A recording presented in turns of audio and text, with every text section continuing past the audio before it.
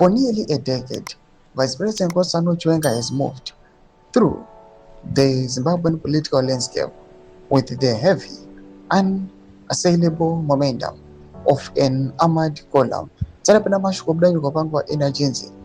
general in the room, Ausvander's ascent, shakes Chiwenga's succession bid.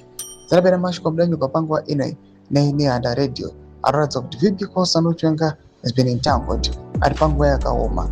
Don't watch, subscribe or like out on the bell icon.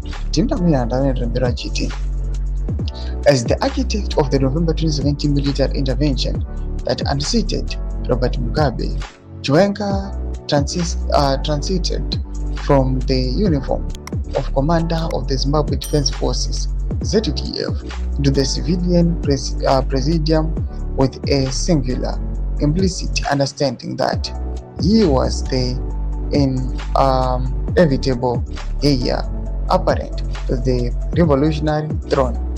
His authority was rooted in the raw cohesion of the coup, a deep-seated institutional loyalty within the barracks, and formidable liberation war pedigree.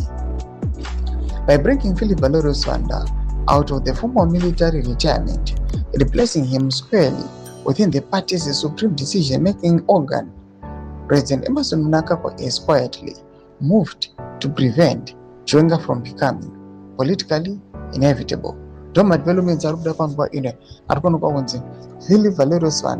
appear as a threat kuna VP Constantine Chiwenga achisheka maplans kana kuti zvakarongwa kunzi our VP Constantine Chiwenga is the one who is supposed to succeed the Zimbabwean president. But kuchizoonekwa kunzi pakuya another uniformed soldier achiuya close to him panguva ine zvazvathreatena Chiwenga see power and authority. Pinda comment section medu dzavhura aimotudei pamusoro pechitiko ichi.